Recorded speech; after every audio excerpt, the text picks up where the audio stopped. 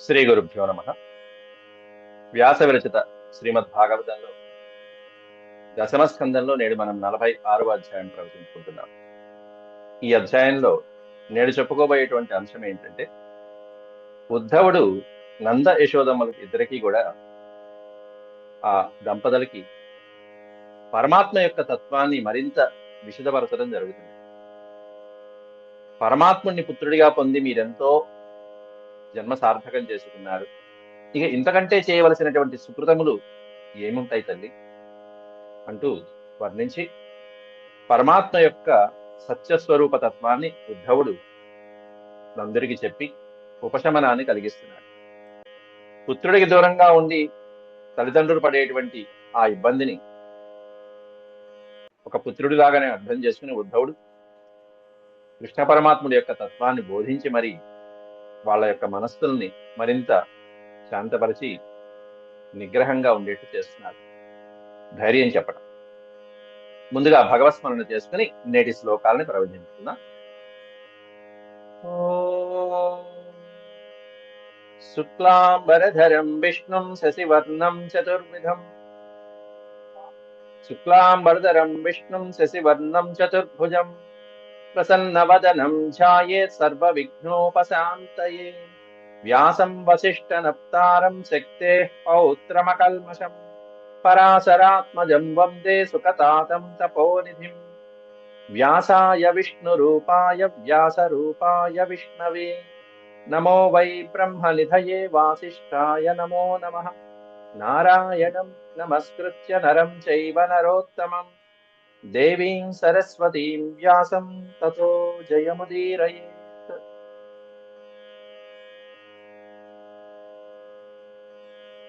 దశమ స్కందంలో 46వ అధ్యాయం. ఇందులో మనం పూర్వపాఠంలో 32 శ్లోకాల వరకు ప్రవచించుకున్నాం. యస్మిన్ జన ప్రాణవియోగ కాలే క్షణం సమావేశ్య మనో విశుద్ధం నిర్హృత్య కర్మాశయమాసు యాతి పరాం గతిం బ్రహ్మమయోర్కవర్ణః. జీవుడు శరీరాన్ని వదిలిపెట్టి పైలోకాలకి పయనించేటువంటి ఆ ప్రాణ వియోగ కాలం ఏదైతే ఉంటుందో ఆ కాలంలో మనస్సుని శుద్ధి చేసుకుని ఏ ఇతరమైనటువంటి ఆలోచన లేకుండా కేవలం పరమాత్మ మీదే, భగవంతుడి యొక్క మీదే మనసు నిలిపి ఆయన్ని మనసులో తలుచుకునేటువంటి ఆ జీవుడు ఎవరైతే ఉంటాడో ఆ జీవుడు సమస్తమైనటువంటి కర్మబంధాల నుండి కూడా విముక్తిని పొంది మోక్షగతిని పొందుతాడయ్యా. అది కూడా బ్రహ్మమయో అర్కవర్ణ, సూర్య తేజస్సులతో కూడుకుని ఆ బ్రహ్మమయమైనటువంటి ఆ దేహం, ఆ జీవుడు సూక్ష్మ రూపంలో మోక్షగతిని పొందుతాడు అంటూ ఉద్ధవుడు చెప్తున్నాడు. అట్లాంటి పరమాత్మని మీరు పుత్రులుగా పొందారు. తస్మిన్ భవంతావఖిలాత్మహేతౌ నారాయణే కారణమత్యమూర్తౌ భావం విదత్తాం నితరాం మహాత్మన్ కిం వా వసిష్ఠం యువయోః సుకృత్యం. తస్మిన్ ఆ పరమాత్మయందు, తస్మిన్ ఆ శ్రీకృష్ణ పరమాత్మయందు భవంతౌ అఖిల ఆత్మహేతౌ, మీరిద్దరు కూడా భవంతో మీరిద్దరు ఆ శ్రీకృష్ణ పరమాత్మని యందు అఖిలాత్మహేతౌ, అఖిల ఆత్మహేతౌ, సమస్తమైనటువంటి విశ్వానికి కూడా ఆత్మస్వరూపులైనటువంటి, ఆత్మకి సకలమైనటువంటి విశ్వానికి కారణభూతులైనటువంటి ఆ బలరామకృష్ణునిద్దరి మీద మీరిద్దరు నారాయణే కారణమత్యమూర్తౌ, నారాయణ స్వామి యొక్క జన్మకి కారణమైనటువంటి మూర్తి స్వరూపులు మీరిద్దరు. ఆ బలరామకృష్ణునిద్దరు కూడా మానవ దేహాన్ని ఆశ్రయించుకుని కారణ జన్ములుగా ఉద్భవించినటువంటి వాళ్ళిద్దరు కూడా ఆ కారణ జన్ములకి మీరిద్దరు కారణమయ్యారు. ఉత్పత్తి మొత్తం సమస్తమైనటువంటి విశ్వానికే ఉద్భవుడైనటువంటి వానికి మీరు తల్లిదండ్రులు అయ్యారు. ఇంకేం కావాలి? అట్లాంటి పరమాత్ముడి యందు మీరు భావం విధత్తాం నితరాం మహాత్మ, అటువంటి పరమాత్ముని మీద, తస్మిన్ మహాత్మ, ఆ పరమాత్ముడి యందు నితరాం మిక్కిలి భావం విదత్తాం. భావం అనేటువంటి పదానికి మిక్కిలి ప్రేమానురాగాలు, భక్తి పారవశ్యము మొదలైనటువంటివి ఏవైతే ఉంటాయో ఆ భక్తి పారవశ్యాన్ని చూపించి ప్రేమానురాగాల్ని పంచి ఎంతో అల్లారుముద్దుగా పెంచి పెద్ద చేశారు. ఆయన కార్యక్రమాలన్నీ నిరాటంకంగా సాగించారు. దానికి మీరు మీ వంతు సహాయపడ్డారు. అంత ప్రేమగా చూసినటువంటి కారణంతో ఇక మీ దంపతులకి కింవా అవశిష్టం, కింవా అవశిష్టం, ఇంకా మిగిలింది ఏముంది? మీరు చేయాల్సిన కార్యక్రమాలు సుకృతం యువయోహం. యువయోహం అంటే మీరిద్దరూ చేయవలసినటువంటి సుకృత్ కర్మలు, పుణ్యకర్మలు. ఇంకా ఇంతకు మించి ఏముంటాయి? అసలు అన్నిటికంటే మించినటువంటి పుణ్యకర్మ ఏదైతే ఉంటుందో అది మీ వల్ల గావించబడింది. ఆ పరమాత్ముడికి తల్లిదండ్రులు అయ్యేటువంటి భాగ్యం కలిగింది. ఇంతకంటే ఏముంటుంది చెప్పండి అంటూ ఉద్ధవుడు వాళ్ళని అందరికంటే ఉన్నతమైనటువంటి స్థానంలో నిలబెట్టేశాడు. అట్లాంటి పరమాత్ముడికి మీరు తల్లిదండ్రులు అయ్యారే, అట్లాంటి శ్రీకృష్ణ పరమాత్ముడు తప్పకుండా త్వరలో వస్తాడు, మీకు ఇచ్చినటువంటి మాట నిలబెట్టుకుంటాడు అని ధైర్యం చెప్తున్నాడు ఉద్ధవుడు. ఆగమిష్యత్యదీర్ఘేణ కాలేన వ్రజమచ్యుతః ప్రియం విధాస్యతే పిత్రోర్భగవాన్ సాత్వతాం పతిః సాత్వతాం పతిః. యాదవులకి ప్రభు అయినటువంటి ఆ శ్రీకృష్ణ పరమాత్ముడు అచ్యుతుడు. ప్రియం విధాస్యతే పిత్రోః భగవాన్, ఆ భగవంతుడు తప్పకుండా మీకు ప్రియాన్ని కలిగిస్తాడు. పిత్రోహ అనేటువంటి పదం తల్లిదండ్రులు అని అర్థం. అక్కడ తండ్రికి అని కాదు.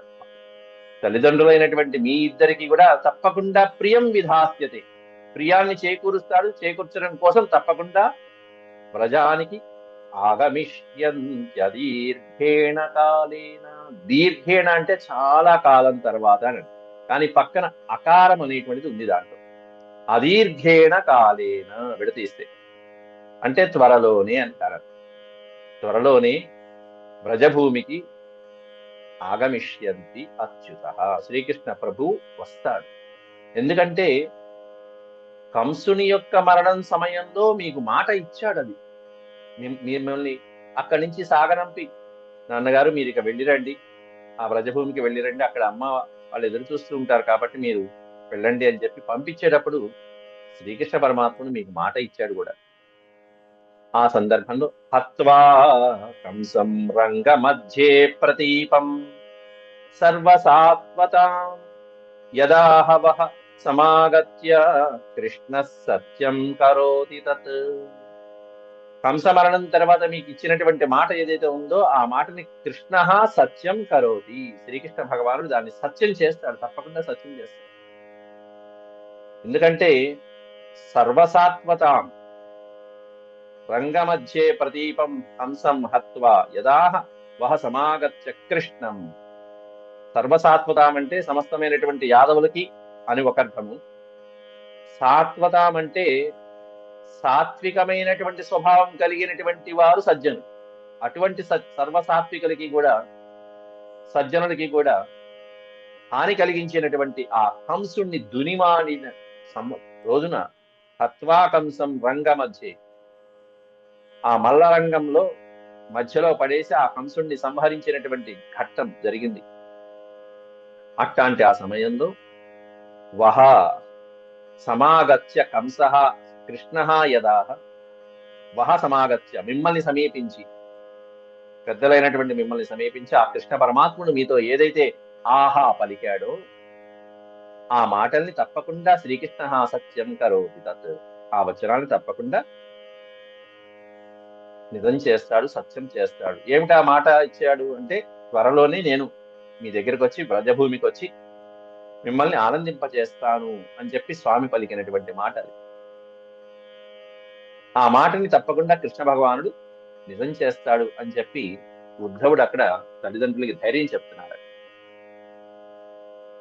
నహ్యస్యాస్తి ప్రియం ప్రియః కశ్చిన్నా ప్రియో వాస్యమానినః నోత్తమో నాధమో నాపి సమానస్యా సమోపివ. అట్లాంటి శ్రీకృష్ణ పరమాత్ముడికి ఇంకో పద్యం ఉంది కదా, ఇంకో శ్లోకం. మా మాఖిద్యతం మహాభాగౌ ద్రక్ష్యథ కృష్ణమంతికే అంతర్హృది సభూతానామాస్తే జ్యోతిరివైధసి. మా ఖిద్యతం మా ఖిద్యతం ఖిద్యతం మాస్తు, బాధపడమాకండి.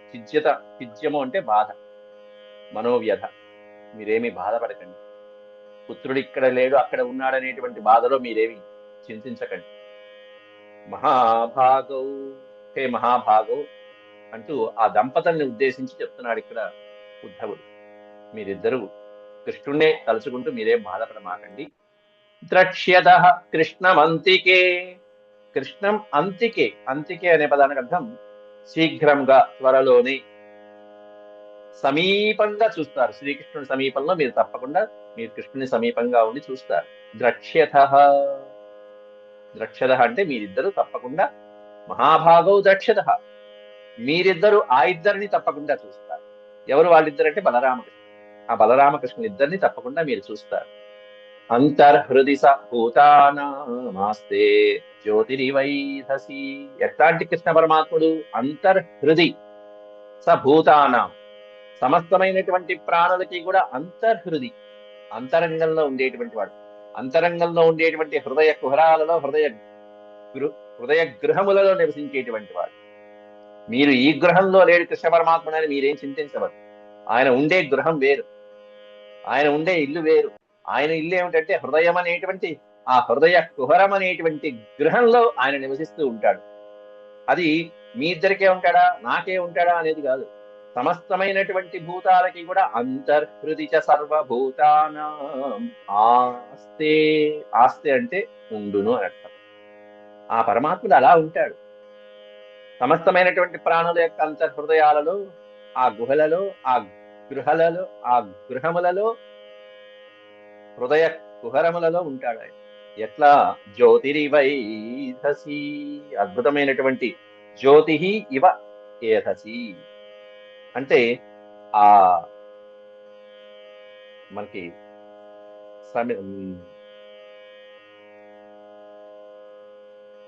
జువి, మనకి అగ్నివంధనం చేసేటువంటి కాష్టం ఏదైతే ఉంటుందో ఆ కాష్టము లోపల ఉండేటువంటి జ్యోతి వలె ఉంటాడు.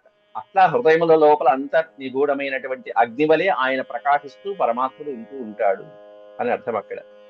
జ్యోతిరివైధసి ఆస్తే జ్యోతి ఇవ ఏధసి అని దాని అర్థం. జ్యోతి ఇవ, లోపల ఆ స్వామి నిగూఢంగా ఒక కర్రలో ఉండేటువంటి అగ్ని, ఆ వేడి పుట్టించేటువంటి అగ్ని ఎలా ఉంటాడో అలా ప్రతి ప్రాణి లోపల జఠరాగ్ని రూపంలో ఉండేటువంటి ఆయన స్వరూపం ఆయన. అంతర్హృది సభూతానామాస్తే జ్యోతిరివైధసి, అట్లా ఉంటారు స్వామి. నహ్యస్యాస్తి ప్రియ కశ్చిన్నా ప్రియో వాస్యమానినః నోత్తమో నాధమో నాపి సమానస్యా సమోపి వా. అట్లాంటి పరమాత్ముడికి సమస్త భూతాలలో ఆయన ఉంటాడు కదా. మరి ఆయనకి ఇష్టులెవరు, అనిష్టులెవరు, ఉత్తములెవరు, అధములెవరు, సములెవరు, అసములెవరు అనేటువంటిది ఏమన్నా భేదం ఉంటుందా అంటే ఆయనకి ఏ భేదమూ ఉండదని చెప్పి శ్రీకృష్ణ పరమాత్ముడి యొక్క హృదయాన్ని తెలుసుకున్న ఉద్ధవుడు చెప్తున్నాడు ఇక్కడ. ఆయనకి లేనప్పుడు మనకెందుకండి? మరి ఆయనకి లేనప్పుడు అసలు గోపికల దగ్గరికి వెళ్ళిరామని పంపించడం దేనికి? ఉద్ధవా అని చేయి పట్టుకుని మరి చేతిలో చెయ్యేసి మరి, ఉద్ధవా నువ్వు ఒక్కసారి బృందావనానికి వెళ్ళవా, ప్రజానికి వెళ్ళవా, అక్కడ నా కోసం అంటూ ఎంతో బెంగ ఉన్న వాడి వలె కృష్ణ పరమాత్ముడు ఈ ఉద్ధవుడితో సందేశం ఇచ్చి పంపించడం దేనికి? అక్కడ నా తల్లిదండ్రులు నా కోసం ఎదురు చూస్తున్నారు, అక్కడ గోపికలు నా కోసం ఎదురు చూస్తున్నారు, వాళ్ళందరినీ వదిలేసి నన్నే వేడుకుంటున్నారు, నువ్వు వెళ్ళు అంటే మరి ఆయనకి అనురాగం ఉన్నట్టా లేనట్టా? దానికి క్లారిఫికేషన్ ఇస్తున్నారు ఈ శ్లోకంలో ఉద్ధవుడి రూపంలో వ్యాసుల వారు. పరమాత్ముడికి ఏమీ లేదు, ఏ బంధము లేదు, ఏ అనురాగము లేదు. మరి ఎందుకు చేస్తున్నాడే అంటే భక్తులని ఉద్ధరించడం కోసమే చేస్తున్నాడు. ఆ భక్తులు అక్కడ ఆయన కోసం నిరీక్షిస్తున్నారు అని తెలుసుకున్నటువంటి పరమాత్ముడు వెంటనే ఆయన ఆయన ఎంత కష్టానికైనా ఒడిగడతాడు, ఆయన ఎంత కార్యానికైనా సిద్ధపడతాడు భక్తుల కోసం, కేవలం భక్తుల కోసం. అందువలన కానీ ఆయన మాత్రం అంటనట్టే ఉంటాడు. అనేటువంటి అద్భుతమైనటువంటి తత్వాన్ని మనకి ఇక్కడ ప్రతిపాదిస్తున్నారు ఉద్ధవుడి మాటలు. నహ్యస్యాస్తి ప్రియ కశ్చిత్, ఆయనకి ప్రియ న అస్తి కశ్చిత్, ప్రియమైనటువంటి వాడు వీడు, వీడు అప్రియమైనటువంటి వాడు అనేటువంటిది ఆ పరమాత్ముడికి ఎటువంటి వ్యత్యాస భావము లేదు అని స్పష్టంగా చెప్తున్నారు. అందువలన ఆ స్వామికి దేహాభిమానం అనేటువంటిది ఏమాత్రము లేకపోవటం వలన, అంటే ఆయన దేహం మీద అభిమానమే లేకపోవటం వలన ప్రియమైనటువంటి వాళ్ళు కానీ అప్రియమైనటువంటి వాళ్ళు కానీ అనేటువంటిది ఉండదు. వాస్యమానిన, మానిన అంటే దేహాభిమానం మీద ఏమాత్రము ఆయనకి ఆ గౌరవం, మానిన దాని మీద ఉన్నటువంటి అభిమానము, స్వాభిమానం అంటే అర్థం సరే, అభిమానం అనేటువంటిది లేకపోవడం వల్ల, కాబట్టి ఆయనకి ఇష్టమైనటువంటి వాళ్ళు వీళ్ళు, ఇష్టం లేనటువంటి వాళ్ళు వీళ్ళు అనేటువంటి భేదభావం అనేటువంటి ఆయనకి ఎప్పుడూ ఉండదు. పోనీ ఉత్తములు అధములు అనేటువంటిది ఉంటుందా అంటే నా ఉత్తమో నా అధమ, ఆయన దృష్టిలో ఎవరు ఉత్తములు కారు, ఎవరు అధములు కారు. నాపి సమా, పోనీ సమానంగా ఉంటుందా అంటే సమానం కూడా కాదు, పక్కన పెట్టి. ఉత్తమ అధమ సమానం అనేటువంటి భేదభావాలు ఆయనకి ఎప్పుడూ లేవు. కాపి నాపి సమానస్యాసమో అపివ, సమ అసమః అపివ, పోని సమానము వీడు సమానము వీడు అసమానుడు అనేటువంటి భేదభావము లేదు. ఉత్తముడు అధముడు అనేటువంటి భేదభావము లేదు. ప్రియుడు అప్రియుడు అనేటువంటి భేదభావము లేదు. అంతేకాదు, ఇంకా బాంబు పేలుస్తున్నాను ఒక్కసారిగా ఉద్ధవుడు తర్వాత శ్లోకంలో. నువ్వేదో నీ కుమారుడు, నీ పిల్లాడు, నీ పిల్ల, నీ చంటి పిల్ల అనుకుంటున్నావేమో, నీకు ఆ భావన ఉంది, ఆయనకు ఆ భావన కూడా లేదు తెలుసా అన్నట్టుగా చెప్పేస్తున్నాడు ఇక్కడ. న మాత న పిత తస్య న భార్య న సుతాదయః నాత్మీయో న పరశ్చాపి న దేహో జన్మ ఏవ చ. కాబట్టి ఆయన దృష్టిలో ఉత్తముడు అధముడు సమానుడు అనేటువంటి భేదభావమే లేనప్పుడు ఇక బంధుత్వాలు బాంధవాలు ఎక్కడి నుంచి వస్తాయి ఇంకా ఆయనకి? కాబట్టి ఆయనకి ఎటువంటి శత్రుభావము లేదు, ఎవరి మీద మిత్రత్వ భావము లేదు. కాబట్టి వైరము లేదు, మిత్రత్వ భావము లేదు. ఆ పురుషోత్తముడికి పైగా న మాత న పిత తస్య, తండ్రి అనేటువంటి భావన గాని, వీళ్ళు తల్లిదండ్రులు అనేటువంటి భావన గాని, లేకపోతే వీళ్ళు భార్య పుత్రులు, భార్య న సుత ఆదయ, సుత ప్లస్ ఆదయ సుతాదయ, వీళ్ళు భార్య పిల్లలు అనేటువంటి భావన గాని ఏమీ లేనే లేవు. ఆ పరమాత్ముడికి లేవు, ఆ భావన లేవు. కానీ ఎంత ప్రేమని పంచాడు ఆ తల్లిదండ్రులకి, ఏ విధమైనటువంటి ప్రేమను పంచాడు ఆ గోపికలకి, ఏ విధమైనటువంటి ప్రేమను పంచాడు ఆ గోవుల దగ్గర నుంచి, లేగదూడల దగ్గర నుంచి, అన్నిటితో ఆ విధంగా ఉన్నాడే. అంత ప్రేమను చూపించినటువంటి వాడు, అంత అనురాగాన్ని పంచినటువంటి వాడికి లేవు లేవంటాడు ఏంటంటే ఉద్ధవుడు. ఎందుకనంటే వాళ్ళలో ఆ ప్రేమ భావం అనేటువంటిది గనక అనుభవానికి వస్తే, ఆ అనుభవంతో మెల్లగా భగవంతుడి మీద అభ్యాసం అనేటువంటిది వస్తే, ఆ అభ్యాసం ద్వారా భగవంతుని యొక్క చింతనతో లీనమైతే అప్పుడు వాళ్ళు భగవంతుల్లో ఐక్యమైపోతారు. కాబట్టి వాళ్ళకి మోక్ష సాధనకు ఒక అభ్యాసానికి ఒక ఆలంబనం, ఒక రూట్ ఇచ్చాడు, ఒక మార్గాన్ని చూపించాడు పరమాత్మ. ప్రేమ మార్గం అనేటువంటి మార్గాన్ని చూపించాడు. అంటే లోపల ఏదైనా ద్వేషము, అసూయ, అహంభావ, అహంకార, మమకారాదులన్నీ కూడా తీసివేసి కేవలం ప్రేమ ప్రేమ ప్రేమ ప్రేమ, అటువంటి ప్రేమను పంచాడు.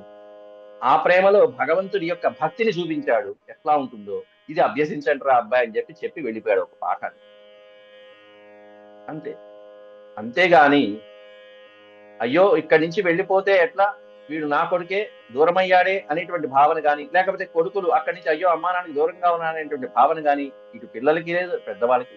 నమాత న పిత తస్య న భార్య న సుతాదయ నాత్మీయో న పరశ్చాపి, ఆత్మీయుడు పరుడు అనేటువంటి భావన కూడా లేదు ఆయన. వీళ్ళు ఆత్మీయమైనటువంటి వాళ్ళు, వీళ్ళు పరమైనటువంటి వాళ్ళు అనేటువంటి భేదభావము లేదు ఆయన. అందరూ ఆయన దృష్టిలో సమానమైనటువంటి. నదేహో జన్మ ఏవచ, నదేహ జన్మ ఏవచ. పైగా ఆయనకి అందరూ సమానమైనటువంటి వాళ్ళు, జన్మహేతువులైనటువంటి ఆగామి సంచిత ప్రారంభ కర్మలు అనేటువంటి ఆ స్వామికి లేనే లేవు. అది తర్వాత శ్లోకంలో కూడా చెప్పాడు.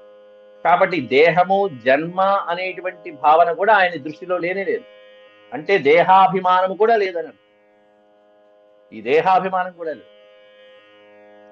పైగా నచాస్య కర్మవాలోకే సదసన్ మిశ్రయోనిషు క్రీడార్థ సోపి సాధూనాం పరిత్రాణాయ కల్పతే. మరి అట్లాంటి స్వామి ఈ రూపాన్ని ధరించి ఈ విధంగా మనల్ని ఈ విధంగా వశపరుచుకోవటం, ఈ విధంగా ఆనందమైనటువంటి అద్భుతమైనటువంటి కర్మలతో లీలలతో మనల్ని రక్షించడం, ఇవన్నీ దేనికయ్యా అంటే ఆయన అవతారమే దానికి. ఆయన వచ్చిందే ఆ పని మీద. దేనికంటే సాధూనాం పరిత్రాణాయ. అది దుష్ట శిక్షణ శిష్ట రక్షణ. పరిత్రాణాయ సాధూనాం వినాశాయ దుష్కృతాం ధర్మ సంస్థాపనార్థాయ సంభవాం యుగే యుగే. అంతే. కాబట్టి నచాస్య కర్మవాలోకే సదసన్ మిశ్రయోనిషు. కాబట్టి ఆయన ఈ ప్రారబ్ధ కర్మలు అనేటువంటి ఆ స్వామికి ఇక అంటనే అంటారు. జనన మరణములు లేదు.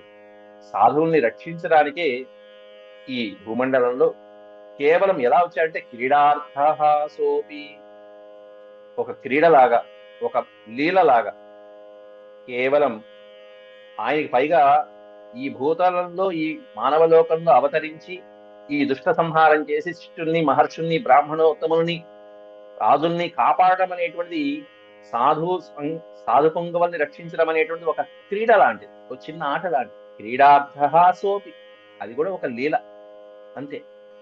అలా వచ్చి ఆ కర్మలు అంటనట్టుగా చేస్తున్నారు స్వామి. సదసన్మిశ్రయోని.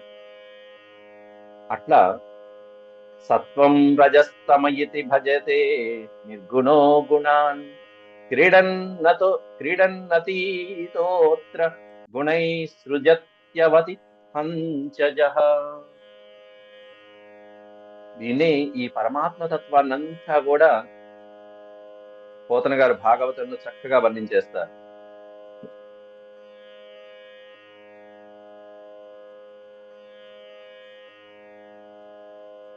అట్టి నారాయణుండఖిలాత్మభూతుండు.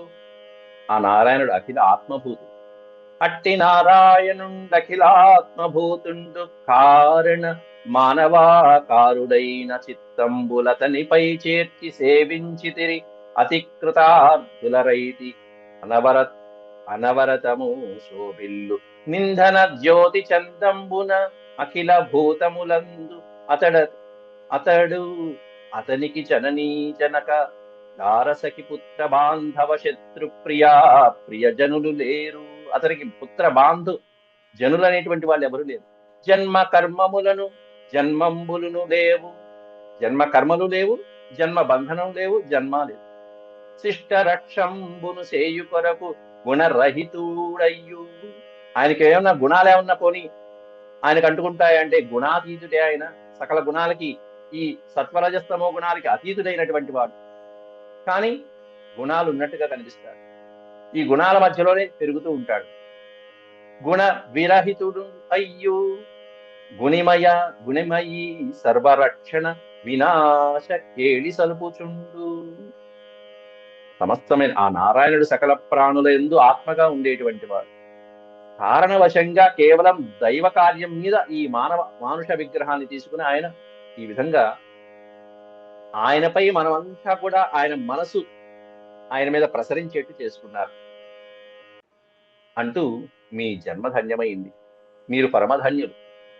ఆ కట్టెల మధ్యలో ఉండేటువంటి నిప్పు ఏ విధంగా అయితే ఉంటుందో అలా పరమాత్ముడు ఆ సకల ప్రాణులందరి లోపల ప్రకాశిస్తూ ఉంటాడు. ఆ పరమాత్మ ఆయనకి తల్లి, తండ్రి, పెళ్ళము, భార్య, ఈ స్నేహితుడు, చుట్టము, పుత్రుడు మొదలైనటువంటి వాళ్ళు, బంధువు, విరోధి అనేటువంటి వాడు, ఇష్టుడు, అనిష్టుడు అనేటువంటి వాళ్ళు ఎవ్వరూ లేరు. జనన మరణాలు లేవు. సజ్జనులను రక్షించుకోవటం కోసం అని చెప్పేసి త్రిగుణమైనటువంటి రహితుడైనటువంటి వాడు, త్రిగుణ అతీతుడైనటువంటి వాడు. దేనికోసం అంటే సజ్జనుల్ని రక్షించడమే ఆయన బాధ్యత.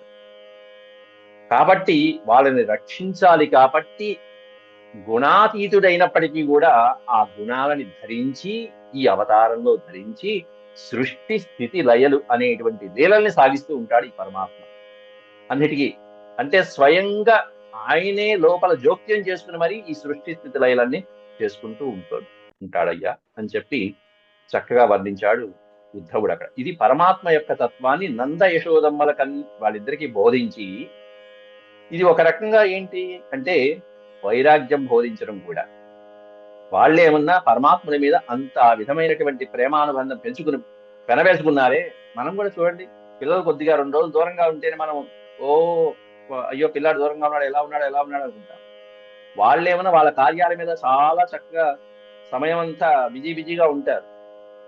కానీ మనమేమన్నా వాళ్ళ మీద అపారమైనటువంటి ప్రేమ చూపిస్తూ ఉంటాం. కానీ ఆ ప్రేమ చూపించడం ఒక ఎత్తు అయితే, ఆ కాలాన్నంతా భగవంతుడి మీద పెట్టడం, గుణాతీతుడైనటువంటి భగవంతుడి మీద పెట్టడం అనేది ఇంకా ముఖ్యమైనటువంటి అవసరం.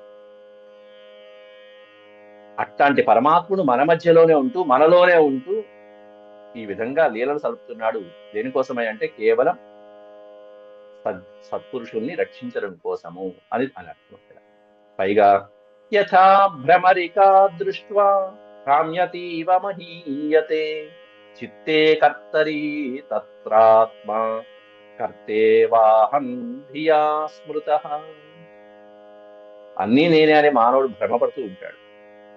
ఎలా భ్రమపడుతున్నాడయ్యా అంటే ఒక ఉదాహరణ కూడా చెప్తున్నారు ఈ శ్లోకంలో. యథా భ్రమరికా దృష్ట్వా, భ్రమరికా దృష్ట్వా తాను భ్రమిస్తూ తాను మనం ఏదో కారులోనో వాహనంలోనో రైల్లోనో ప్రయాణిస్తున్నప్పుడు నువ్వు ముందుకు సాగుతూ ఉంటే ఈ చెట్లు చేమలు ఇవన్నీ వెనక్కి వెళ్తున్నట్టు కనిపిస్తూ ఉంటాయి. మీరు రైల్లో ప్రయాణిస్తున్నారు, ఓ వేగంగా రైలు పరిగెడుతూ ఉంది. మీరు కిటికీలోంచి చూస్తుంటే ఆ ఉన్నటువంటివన్నీ కూడా వెనక్కి పరిగెడుతున్నట్టుగా ఉంటాయి. అవి నిశ్చలంగానే ఉన్నా కూడా కనిపించడం మాత్రం మీకు అలా గోచరిస్తుంది. అట్లా యథా భ్రమరికా దృష్ట్వా, భ్రమిస్తూ ఉన్నటువంటి నీవు అవన్నీ ఆ వస్తువులన్నీ చూసి అవి భ్రమిస్తున్నాయని చెప్పి ఎలా అయితే భ్రమపడుతూ ఉంటావు, నువ్వు నిశ్చలంగా ఉన్నావు అంటున్నావు, నువ్వు కదులుతున్నావు. సూర్యుడు మొదలైనటువంటి వాళ్ళందరూ నిశ్చలంగా ఉన్నారు, నువ్వు కదులుతున్నావు. సూర్యుడు ఇటు నుంచి ఆడు ప్రయాణిస్తున్నావు, నువ్వు అనుకుంటున్నావు. సూర్యుడు నిశ్చలంగానే ఉన్నాడు, నువ్వే కదులుతున్నావు. అట్లా యథా భ్రమరికా దృష్ట్వా భ్రామ్యతీవ మహీయతే, అవి భ్రమిస్తున్నాయని చెప్పి నువ్వేదైతే బుద్ధిలో నువ్వు అనుకుంటూ ఉంటావో, అలా మొత్తం అంత అంటే తన చుట్టూ తాను వేగంగా తిరుగుతున్నప్పుడు భూమి అతని చుట్టూ తిరుగుతూ ఉన్నట్టుగా అతనికి భ్రమ కలుగుతూ ఉంటుందో, అట్లే వాస్తవానికి సమస్తమైనటువంటి కర్మలకు కూడా చిత్తమే ప్రధానమైనటువంటిది. ఆ చిత్తము అంటే మనస్సే ప్రధానము అని చెప్తుంది. చిత్తే కర్తరి, చిత్తము అంటే మన బుద్ధి మనస్సు ఏదైతే ఉంటుందో ఆ మనస్సే సకల కర్మలకు కూడా కర్త. చిత్తే కర్తరి, ఓ పక్కన నీ మనస్సు అనేటువంటిది సకల కార్యాలకి సకలమైనటువంటి కర్త అయి ఉన్నప్పుడు నువ్వు చేస్తున్నావు, నువ్వెందుకు అనుకుంటావు? తత్ర ఆస్తే కర్మేవా అహం ధియా, అహం ధియా అనే పదం చూసారా? అహం ధియా అంటే నేను చేస్తున్నాను నువ్వెందుకు అనుకుంటావు? మూర్ఖుల్లాగా. చేస్తున్నది నువ్వు కాదు, నీ లోపల ఉన్నటువంటి మనస్సు. చిత్తే కర్తరి, కర్త నువ్వు కాదు. కాబట్టి నువ్వు కానప్పుడు నీకెందుకు అహంకారము? అదేమిటండి, నేను వేరు మనస్సు వేరా, లోపల మనస్సు నాలోనే ఉంది కదా అంటారేమో. చాలా తప్పది, చాలా తప్పు. మనస్సు నేనుంటేనే మనస్సు ఉంటుంది, నాలోనే మనస్సు ఉంది కదా అని మీరు అనుకుంటున్నారేమో. అంత భ్రాంతి. దీని గురించి 2 సార్లు చెప్పా క్లాస్, మళ్ళీ చెప్తాను ఇంకోసారి ఉదాహరణ కావాలంటే. మీరు వేరు మనస్సు వేరు. ఇంకా చెప్పాలంటే మీరందరూ ఇక్కడ టీవీల ముందు కూర్చుని నేను చెప్పింది వింటున్నా కూడా మీ మనసు ఇప్పుడు వేరే చోట ఉండొచ్చు. బృందావనం దగ్గర ఉండొచ్చు, కృష్ణ పరమాత్ముడి దగ్గర ఉండొచ్చు, లేకపోతే ఇంకొంతమందికి అయితే అమెరికాలో ఉండొచ్చు, వాళ్ళ పిల్లల దగ్గర ఉండొచ్చు. శరీరాలు ఇక్కడే ఉంది. అదేమిటండి, శరీరం ఇక్కడే ఉంది కదా, మరి మనసు ఎక్కడ ఉందండి? అవునండి, వేరే చోట ఉంది. అట్టా చిత్తం అనేటువంటిది రకరకాలుగా చేయిస్తుంది. కాబట్టి అది నేను చేశాను అనుకుంటారేమిటి? కాబట్టి చిత్తము వేరు, మనస్సు ఇదే మీరు వేరు, మీరు వేరు, చిత్తం వేరు. కాబట్టి మీరు ఇక్కడే ఉంటే చిత్తం ఇక్కడే ఉంది అనుకోమాకండి. చిత్తం ఎక్కడికో వెళ్ళిపోయింది మరుక్షణంలో. నేను ఇక్కడే ఉన్నా కూడా నా చిత్తం మానసరోవరంలో ఉండొచ్చు, అమర్నాథ్ దగ్గర ఉండొచ్చు, ఇంకో చోట ఉండొచ్చు. అమెరికాలో కొడుకులున్నా ఆ కొడుకుల యొక్క మనసు తల్లిదండ్రుల దగ్గర ఉండొచ్చు. అంటే వాళ్ళ శరీరం అక్కడ ఉన్నా కూడా మనసు ఇక్కడ ఉండొచ్చు. మీరిక్కడ ఉన్నా మీ మనసు పుత్రుల దగ్గర ఉండవచ్చు. కాబట్టి మీరు వేరు, మనస్సు వేరు. ఇలా మనం ఎన్నో వేల ఉదాహరణలు చెప్పుకోవచ్చు. అట్లా చిత్తే కర్తరి, ఆ చిత్తం అనేటువంటిది అది కర్త అయినప్పుడు, నిన్ను నడిపించేది, నిన్ను చేపించేది, మొత్తం అంతా నడిపించేది ఆ బుద్ధి, ఆ మనస్సు అయినప్పుడు నువ్వెందుకు అహం ధియా అహం ధియా అహం ధియా అహం ధియా? నేను చేస్తున్నాను, నేనే కర్తను అనే అహంకారం అనేటువంటి దాంట్లో నువ్వు స్మరించుకుంటూ ఎందుకుంటున్నావయ్యా అనుకుంటూ ఆ తత్వంలోకి ఉపదేశం చేస్తున్నాడు. అక్కడ అద్భుతమైనటువంటి తత్వంలోకి వెళ్తున్నాడు. కాబట్టి ఆత్మ ఎప్పుడు కూడా నేనే కర్తను అని భ్రమపడుతూ ఉంటుంది నందా అంటూ నందునికి ఉపదేశం చేస్తున్నాడు ఉద్ధవుడు అక్కడ.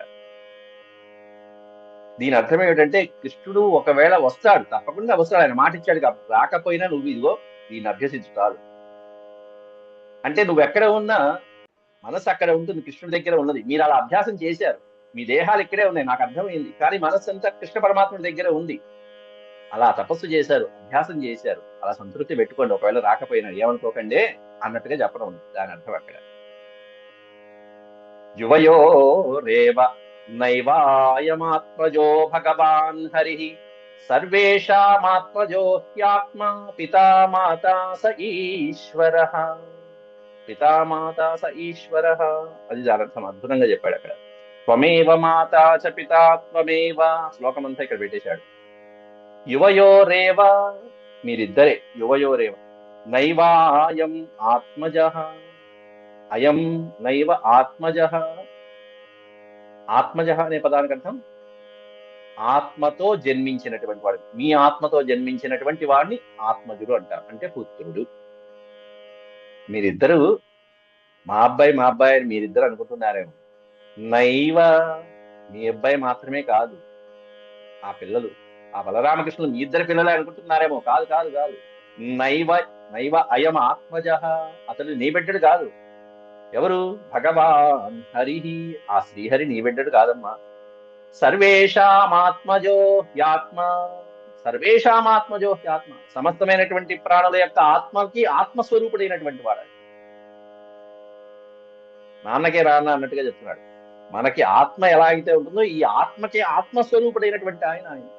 నువ్వేదో కన్నావని అనుకుంటున్నావేమో, కాదు. కాబట్టి సకల ప్రాణులకి ఆత్మ, తల్లి, తండ్రి, పుత్రుడు, శాసించువాడు అన్నీ కూడా ఎవరయ్యా అంటే ఆ స్వామి. కాబట్టి పితా మాతా స ఈశ్వర ఏవ, సమస్తమైనటువంటి ప్రాణులకి కూడా ఆత్మ, సమస్తమైన ప్రాణులకి ఉండేటువంటి ఆత్మ. అంతేకాకుండా మనం చుట్టుపక్కల ఉండేటువంటి వీళ్ళు నా బంధువులు నా బంధువులు నా బంధువులు అనుకుంటున్నాం, కానీ వాళ్ళందరూ పరమాత్ములే, పరమాత్ముని యొక్క అంశాలు.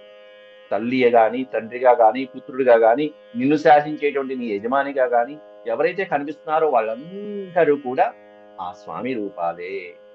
స ఈశ్వర, ఆ పరమాత్ముడే ఇన్ని రూపాలలో ఉంటూ ఉంటాడు. అట్లాంటి పరమాత్ముడిని పట్టుకుని వీళ్ళు నా బిడ్డ నువ్వు మాత్రమే అనుకుంటే ఎట్టాగమ్మా అని చెప్పి యశోదమ్మకి ఒకడు, నందుడికి ఒక శ్లోకము, యశోదమ్మకు ఒక శ్లోకం, చక్కగా వాళ్ళిద్దరికీ కూడా మనోధైర్యాన్ని ఇస్తున్నాడు అక్కడ ఉద్ధవుడు ఈ శ్లోకాల రూపంలో. అంటే ఆధ్యాత్మిక చింతనని కూడా చెప్పుకుంటూ మనోధైర్యాన్ని కలిగిస్తూ, దాని ఈ మధ్య కాలంలో మనం కౌన్సిలింగ్ ఇచ్చాడంటే అట్లా మనోధైర్యాన్ని ఇచ్చి వాళ్ళిద్దరిని కాస్త నచ్చజెప్పి పంపించడం అన్నమాట. యువయో రేవ నైవాయమాత్మజ, కాబట్టి వాళ్ళు బలరామకృష్ణుడు కేవలం నీ బిడ్డలు మాత్రమే కాదు, అందరికీ చెందినటువంటి వాళ్ళు, అందరి వాడు స్వామి అని చెప్పడం. అయితే ఇంకొక శ్లోకం చెప్పేసి ఆపేసి తర్వాత హాయిగా నిద్రపోతారు తెల్లవారుతున్నప్పటికీ. దృష్టం శృతం భూత భవద్భవిష్యత్, దృష్టం శృతం భూత భవద్భవిష్యత్, స్థాస్నుశ్చరిష్ణుః మహదల్పకం చ వినాచ్యుతాద్వస్తుతరాం నవాచ్యం సయేవ సర్వం పరమార్థభూతః.